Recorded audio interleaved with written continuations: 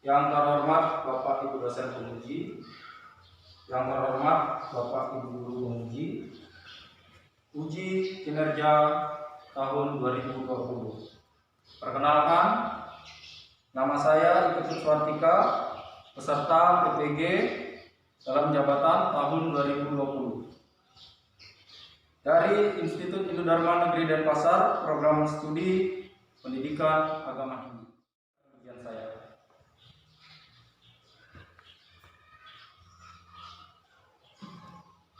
Baik. Saya melaksanakan praktik pembelajaran sekaligus perekaman pada hari Senin 7 Desember 2020. Saya melakukan pembelajaran daring di kelas 10 IPS 2 SMA Negeri 6 Timur, Sulawesi Selatan dengan materi pokok catur warna dan materi pokok bahasan bagian-bagian catur warna dan kewajibannya. Demikian perkenalan dari saya. Mohon maaf jika ada kesalahan. Om Santi Santi Santi Om. Baik, anak-anak sekalian, kita mulai pembelajaran dengan mengaturkan pengajian umat. Om Swastiastu. Om Swastiastu. Apa kabar semua?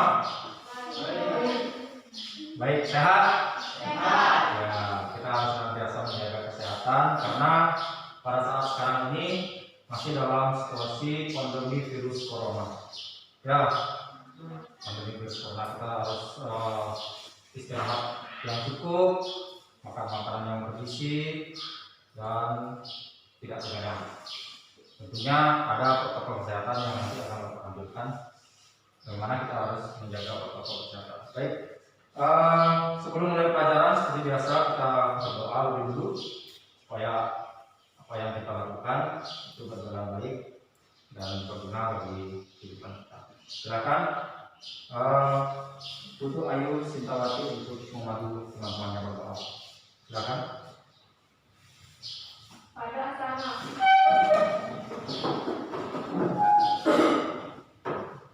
Asana.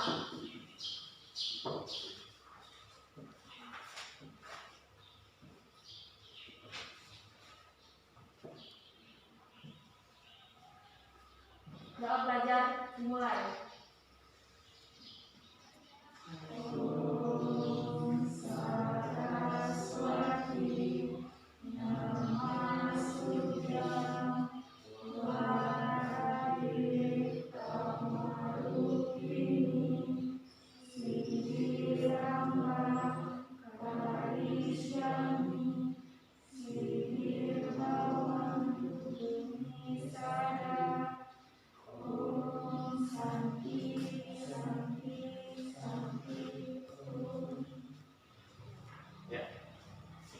Terima kasih untuk Ayu Sintawati telah memadu teman-teman berdoa dengan baik. Selanjutnya,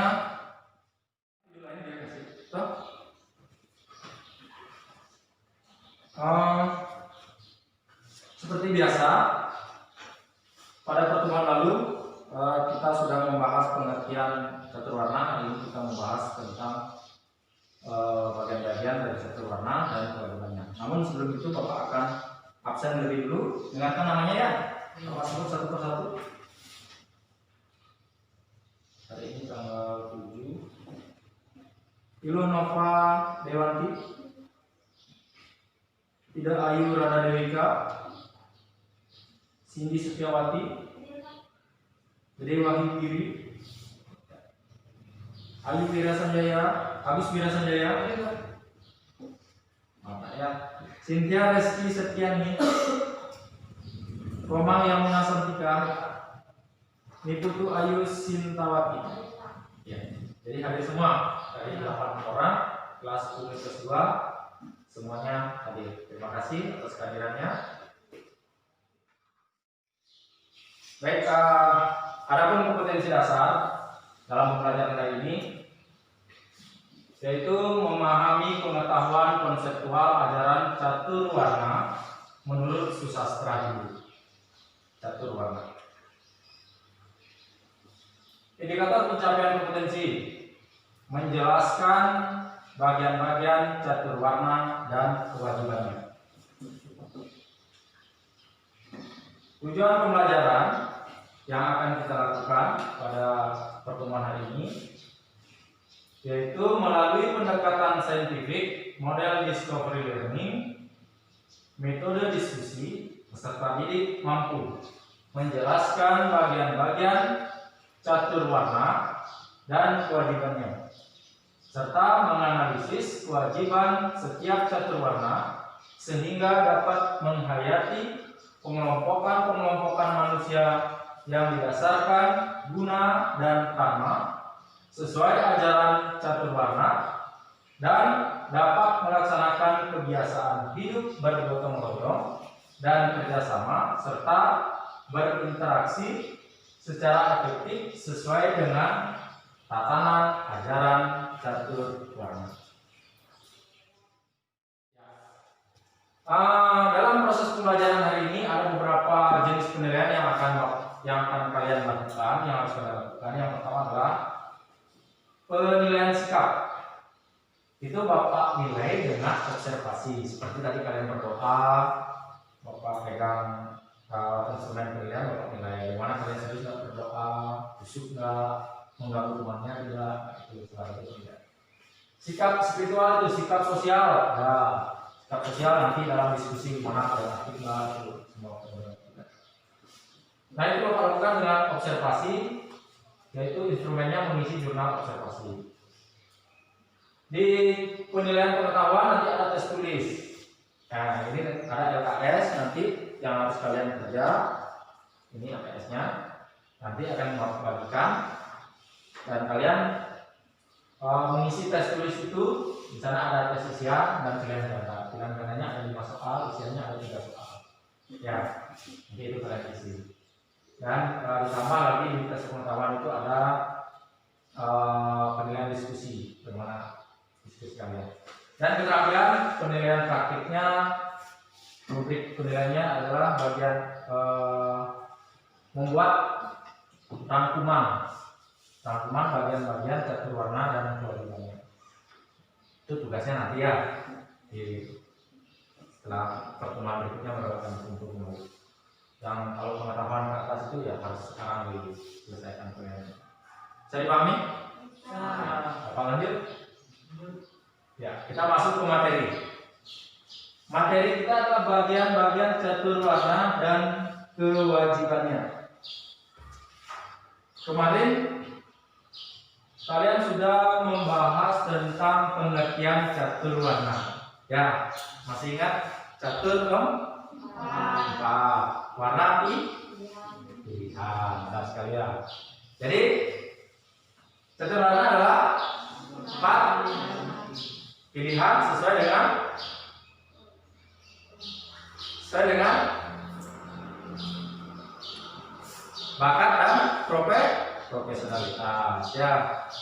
Bakat dan kemampuan artinya manusia itu diklasifikasikan berdasarkan profesinya, berdasarkan profesi. Baik, sebelum Bapak lanjut ke materi, Bapak ingin tanya dulu sama kalian sebagai bahan free test, ya. Dites dulu, siapa tahu kalian udah pintar sekali, udah tahu semuanya. Bapak menjelaskan kan buang garam dalam laut dibilangnya, istilahnya artinya. Jadi Bapak ingin tahu dulu, yang sudah tahu bagian-bagian catur warna. Yang pertama, yang kedua, belum. Yang pertama belum ya. Ya, jadi belum tahu semua. Oke, memang belum tahu karena kita belum belajar, memang harus tahu. Wajibannya belum juga kan? Iya. Jadi sekarang kita langsung saja membahas bagian-bagian catur warna dan kewajibannya. Nah, bagian-bagiannya ada berapa? Catur ini kira-kira ada nggak sudah bayangan definisi dari masing-masing bagian catur warna ini? Kira-kira ada nggak sudah bayangan? Belum? Belum ya? Belum. Jadi Bapak ulang, ada berapa pembagian dari catur warna? 1, 2, 3, 4, Sudra. Ya, kita lihat definisinya satu persatu. Brahmana warna adalah individu atau golongan masyarakat yang berkecimpung dalam bidang kerohanian. Golongan masyarakat yang berkecimpung dalam bidang kerohanian. Keberadaan golongan ini tidak berdasarkan atas keturunan. Ingat ya, tidak berdasarkan atas keturunan, melainkan karena ia mendapatkan kepercayaan dan memiliki kemampuan untuk menjalankan tugas sebagai seorang brahmana. Seseorang disebut brahmana karena ia memiliki kelebihan dalam bidang kerohanian. Lanjut, ksatria warna. Ksatria warna adalah individu atau golongan masyarakat yang memiliki keahlian di bidang memimpin bangsa dan negara. Keahlian di bidang memimpin bangsa dan negara. Keberadaan golongan ini tidak berdasarkan atas keturunan sama sekali, melainkan karena ia mendapatkan kepercayaan dan memiliki kemampuan untuk menjalankan tugas itu. Seseorang disebut ksatria karena ia memiliki kelebihan dalam bidang kepemimpinan. Wesya warna. Nah, ini saya pernah, siapa tahu ini pasti tidak asing ya. Kalau di sini saya yakin tidak asing. Karena di Kerto ini persawahannya luas, hampir sepanjang mata memandang itu sawah semua. Ini ya, gitu. Ini adalah seorang petani. Dan ini aktivitas apa ini? Ada apa? Pasar. Ya, pasar. Ada apa namanya? Ada penjual, ada pembeli. Tapi pembelinya nggak ramai kayaknya. Yang jual itu buah-buahan. Nah, definisi dari wesya warna, individu atau golongan masyarakat yang memiliki keahlian di bidang pertanian dan perdagangan. Keberadaan golongan ini tidak berdasarkan atas keturunan, melainkan karena ia mendapatkan kepercayaan dan memiliki kemampuan untuk menjalankan tugas-tugas untuk meningkatkan kesejahteraan masyarakat. Ini tugas-tugasnya dia, tugas-tugas meningkatkan kesejahteraan masyarakat. Jadi tugas dari petani dan pedagang itu, dia pedagang itu mengatur distribusi pangan. Itu adabnya, itu cocoknya. Jangan sampai pangan itu menumpuk pada satu daerah. Ini produsennya ini, produsen yang memproduksi pakan ini dia orangnya ini, termasuk bapak sendiri, bapak juga sedang bertani.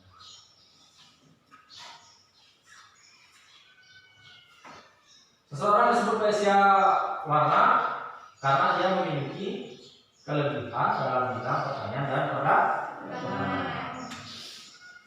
Yang terakhir, saya yakin ada pertanyaan, sudah jelas sekali ya. Jelas sekali. Ya, yang terakhir, bagian yang terakhir adalah Sudra warna. Adalah individu atau golongan masyarakat yang memiliki keahlian di bidang. Nah, dari penjelasan keempat bagian-bagian catur warna ini, jika ada yang kurang jelas bisa kalian tanya. Ada? Sudah jelas semua? Iya, dalam ya. Nah, kewajiban masing-masing warna. Di dalam definisi tadi sebenarnya sudah diserempet sedikit masalah kewajiban masing-masing warna. Sebelum masuk ada yang tahu kira-kira?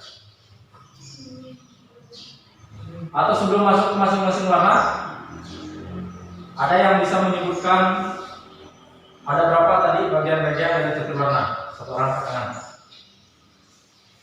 Ada berapa tadi bagian-bagian catur warna? Angkat tangan, sebutkan. Ayo.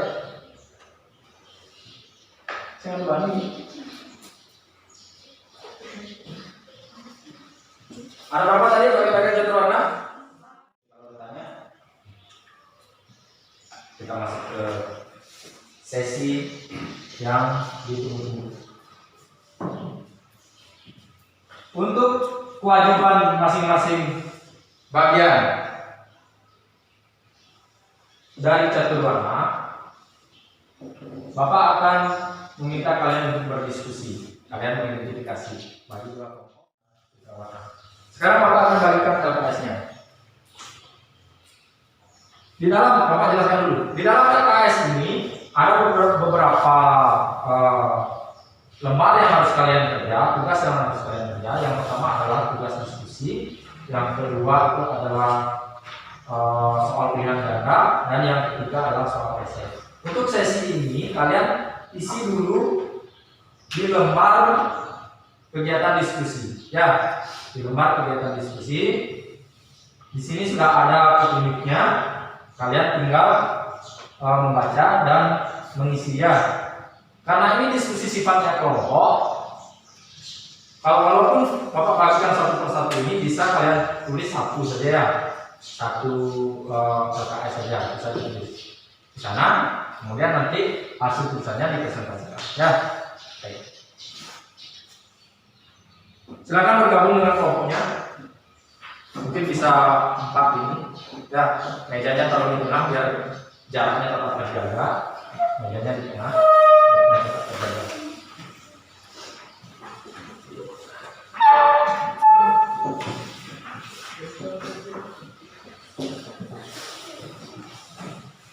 Tinggal balik saja yang di depan, balik. Mejanya ke sana, kemudian kursinya sini. Ya.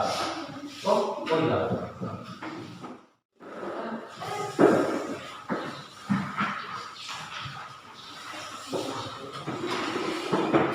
Silakan dibuka LKS-nya di bagian diskusi. Bisa dibaca di sana instruksinya. Kelompok 1 mengidentifikasi kewajiban-kewajiban gambar 1 dan 2. Gambar 1 dan 2 tadi kan sudah kita bahas gambarnya. Silakan. Kemudian kelompok 2 identifikasi kewajiban-kewajiban gambar 3 dan 4. Cari gambar mana dulu di sini? 3 dan 4. Ya. 3 dan 4. Nah, di dalam LKS itu, di dalam LKS yang Bapak bagikan itu ada materi di sana. Bisa kalian baca-baca materi itu, dan sumber materi yang bisa didapat bisa melalui internet, bisa juga buku agama Hindu yang kalian miliki. Kelas 10. Bapak kasih waktu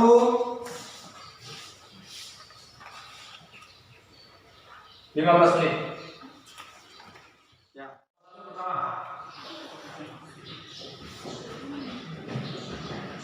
Perkenalkan, nama saya Siti Sirawati, saya dari kelompok 1. Saya akan mempresentasikan hasil diskusi kelompok kami. Yang pertama, kewajiban brahmana. Kewajiban pokok dari brahmana warna adalah mempelajari Weda, dalam kurung Weda Yatna, dan memelihara Weda itu atau disebut Weda Raksana. Warna brahmana tidak boleh melakukan pekerjaan di duniawi. Untuk kehidupannya, dia harus dibantu oleh warna-warna lainnya. Ini bukanlah berarti memberikan seorang brahmana suatu posisi yang istimewa dalam masyarakat, dan sebaliknya pula bukanlah menganggap brahmana itu sebagai pemalu dalam masyarakat. Brahmana itu adalah golongan fungsional yang setiap orangnya memiliki ilmu pengetahuan suci dan mempunyai bakat kelahiran untuk mensejahterakan masyarakat, negara, dan umat manusia dengan jalan mengamalkan ilmu pengetahuannya dan dapat mengikuti upacara keagamaan. Yang kedua, kewajiban Satria. Lontar Raja Pati Gundala menyebutkan tugas dan kewajiban seorang raja sebagai golongan ksatria.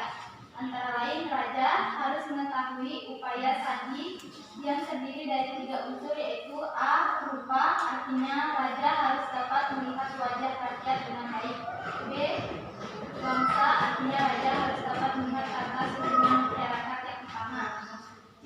Guna, artinya raja harus mampu mengetahui rakyatnya yang memiliki keahlian. Sekian presentasi dari kelompok kami. Ya. Itu tadi presentasi dari kelompok 1. Kalau ada hal yang mau ditanyakan terkait dengan presentasi kelompok 1 yang dilakukan oleh Cindy Setiawati tadi, Bapak berikan waktu kelompok 2. Tidak ada yang mau ditanyakan. 1 atau 2 pertanyaan. Mengajukan pertanyaan kepada kelompok 1. Nama Cindy Setiawati. Pertanyaannya, mengapa seorang brahmana tidak boleh melakukan pekerjaan?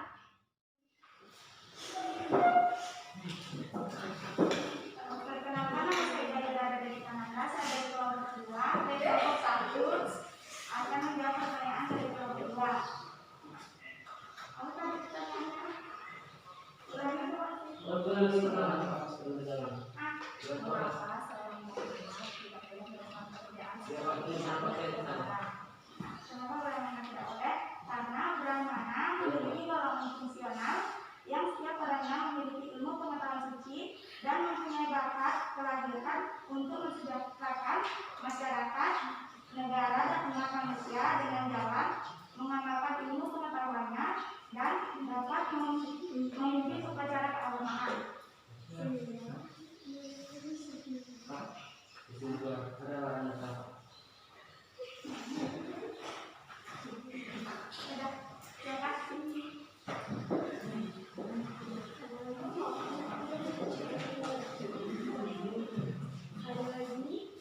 Bagaimana tadi jawaban dari Ida Ayu Rada Devita? Bisa diterima? Ada lagi yang mau ditanyakan kelompok 2? Lanjut kelompok 2 untuk mempresentasikan materi. Nanti kita ulas awalnya. Silakan kelompok 2 untuk mempresentasikan. Siapa yang mau mewakili kelompoknya untuk mempresentasikan? Perkenalkan diri. Dari kelompok 2 akan mengidentifikasi kewajiban-kewajiban Waisya dan Sudra Warna. Waisya Warna adalah untuk kemakmuran negara. Tugas-tugas mereka terutama mengusahakan pertanian, peternakan, dan perdagangan. Waisya harus mengetahui dan mengatur harga barang-barang, terutama barang-barang yang merupakan kebutuhan pokok. Mereka harus mahir dalam seluk-beluk timbangan dan barang-barang yang paling banyak mendatangkan keuntungan. Yang kedua, Sudra Warna.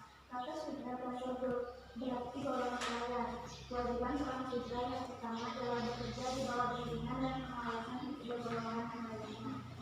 Dalam Pustaka Sultan ke-8 menguraikan tentang kewajiban seorang Sudra yaitu sebagai berikut. Seorang Sudra adalah pembuat barang pecah belah dan pedagang yang melakukan pembelian dan penjualan, bekerja di lapangan wajib. Kewajiban seorang Sudra adalah mengembara, berkeliling, menjual dan membeli. Tujuan utamanya adalah mengikuti kebaikan. Demikian hasil identifikasi kewajiban manusia dan Sudra.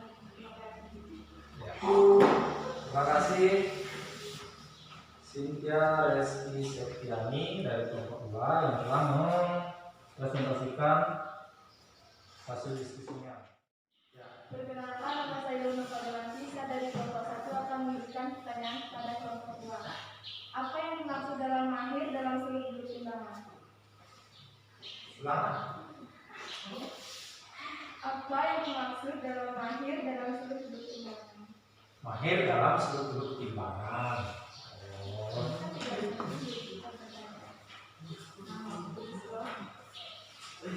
Apa yang dimaksud mahir dalam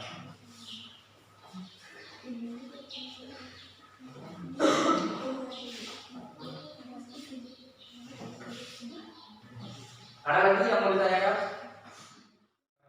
Perkenalkan, nama saya Agus Sanjaya dari kelompok 2. Saya akan menjawab pertanyaan dari kelompok 1. Arti dari kata mahir dalam seluk-beluk timbangan, yaitu ahli dalam ilmu pertimbangan yang nantinya akan mendatangkan banyak keuntungan.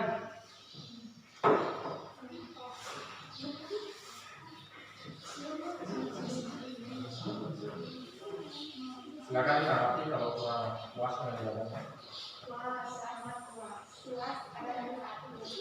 Iya. Masih ada lagi satu?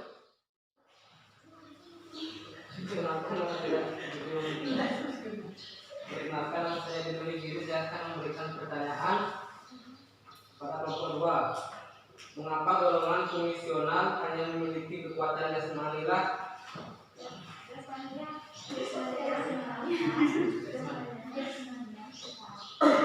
Mengapa golongan fungsional hanya memiliki kekuatan jasmania, ketaatan dan lain? Dari sudra warna.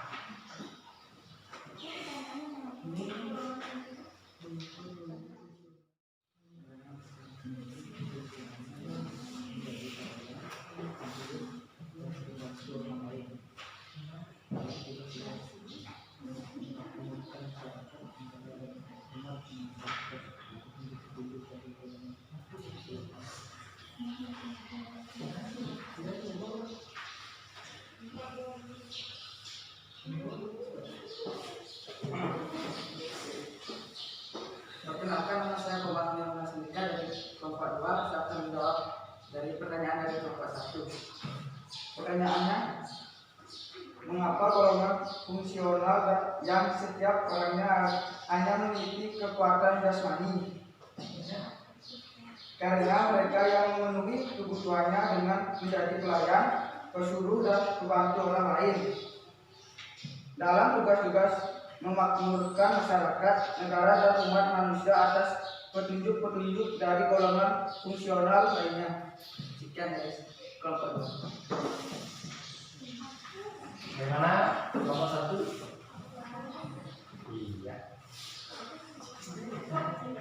Masih ada yang mau ditanyakan? Tidak ada. Ya. Nah, sekarang terima kasih ya. Terima kasih kepada kelompok 1 dan kelompok 2 sudah melaksanakan kegiatan diskusi dengan baik.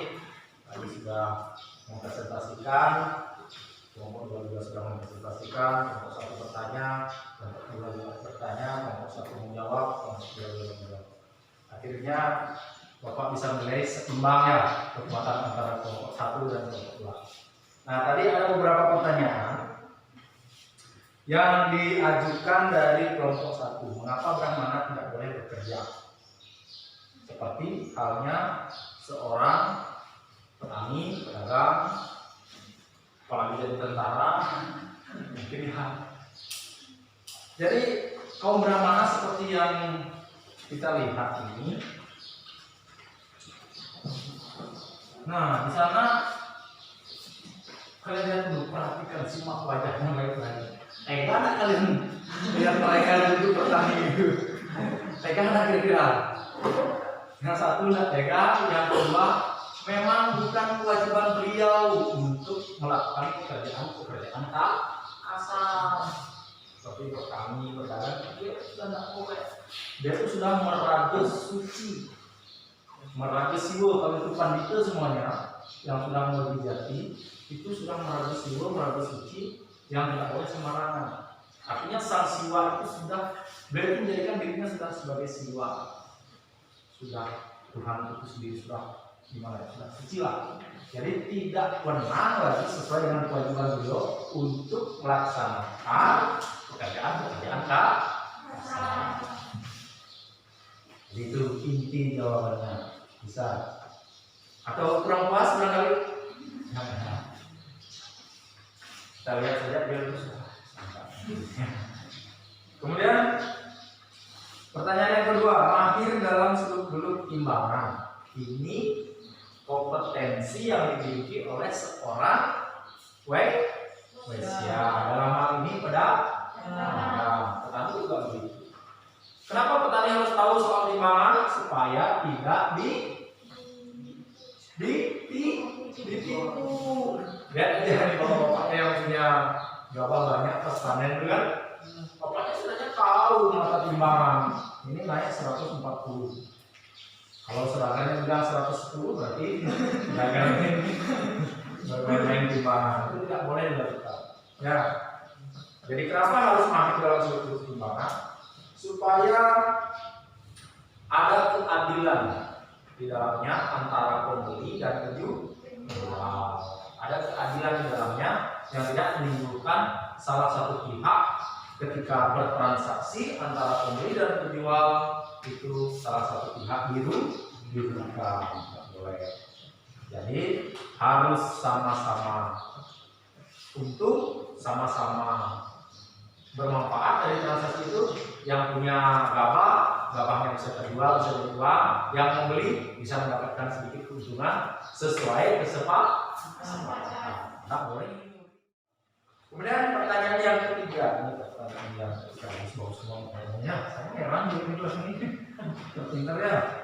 Dan mengapa Sudrawarna hanya memiliki keahlian atau kekuatan jasmaninya? Itu yang ditanyakannya. Atau apa tadi ulang soalnya Bapak? Terusnya itu. Mengapa fungsional yang memiliki kekuatan jasmaninya disebut Sudrawarna itu? Oh ya. Kenapa dia disebut Sudrawarna? Karena golongan ini atau seseorang atau golongan ini tidak memiliki keahlian di bidang lain. Dia boleh mangkok sebisa, dia boleh mendagang sebisa, dia boleh mau berdiri sebisa, atau lenan kan boleh mengurus gitu. Ya itu golongan-golongan yang tidak memiliki keahlian di bidang Brahmana, Ksatria, Waisya, maka dia punya satu golongan yang disebut Sudrawarna. Karena dia memiliki kekuatan dan pikiran. Jadi itulah mereka itu digolongkan dalam Sudrawarna. Tetap Sudrawarna itu memiliki peranan untuk memajukan bangsa dan negara. Bukan berarti mereka itu kaum yang terbawah, tidak. Kalau tidak ada Sudrawarna, maka pedagang yang lainnya ini tidak akan bisa berjalan. Sebelum sampai kesimpulan, kira-kira ada yang bisa menyimpulkan dari pembelajaran kita hari ini? Ada? Kesimpulannya adalah bagian-bagian dari Sudrawarna ada berapa? Yang pertama, yang kedua, yang ketiga, yang keempat, sekarang. Nah, buka LKS-nya lagi. Kita masuk ke penilaian aspek pengetahuan. Bapak mau tes sekarang, tes. Sejauh mana kalian sudah menguasai materi yang Bapak sampaikan, termasuk kalian diskusikan tadi melalui tes itu. Di dalam tes itu di LKS ada dua bentuk tes, pilihan ganda dan esai. Nah, pilihan gandanya ada 5 dan esainya ada 3. Silakan dijawab sekarang. Waktunya 5 menit.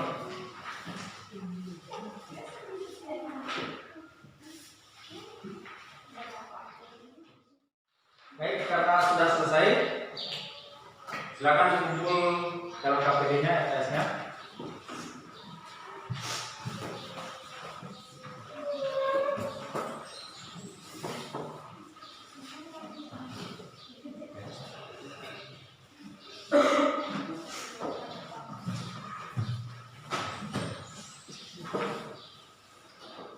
Ini langsung Bapak periksa nanti ya.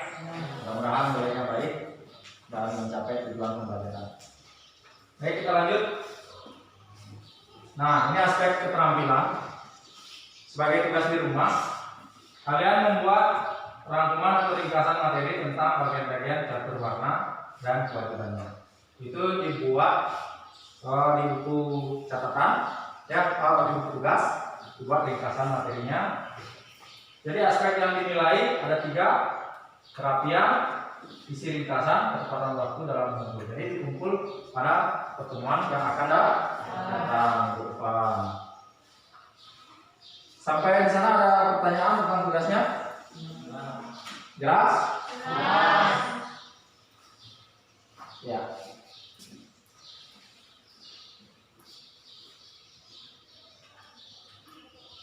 Oke. Jadi demikian pembelajaran hari ini. Terima kasih sekali atas perhatian kalian semua. Kalian sudah bekerja sama dengan baik. Bapak sangat mengapresiasi semangat kalian walaupun ini sudah di siang hari. Kalian tetap semangat dan itu mudah-mudahan menjadi karma baik untuk kita yang bisa kita petik di kemudian hari. Kalian bisa menjadi orang yang sukses, yang berhasil, yang dalam hidupnya baik, ya, tidak menemukan kesulitan.